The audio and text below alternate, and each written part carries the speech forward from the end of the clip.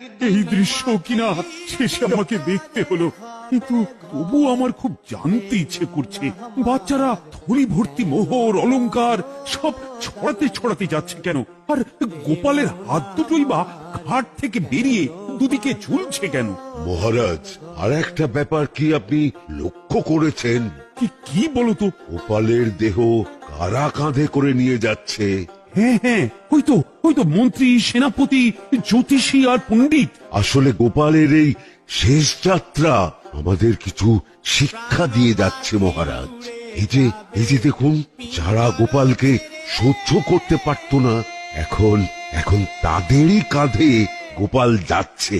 তার মানে শেষ পর্যন্ত কেউই কারোর শত্রু থাকে না, সবাই মান অভিমান ভুলে কাঁধে কাঁধ মিলিয়ে পার করে দেয়। আর ওই যে মোহর আর অলংকার ছড়িয়ে যাচ্ছে, সেটাও বুঝিয়ে দেয় যে এই অর্থ, সমৃদ্ধি সবই ফেলে একসময় চলে যেতে হবে। দুটো খালি হাতও বুঝিয়ে দিচ্ছে খালি হাতেই আমরা সংসারে এসেছিলাম, আর খালি হাতেই আমাদের যেতে হবে।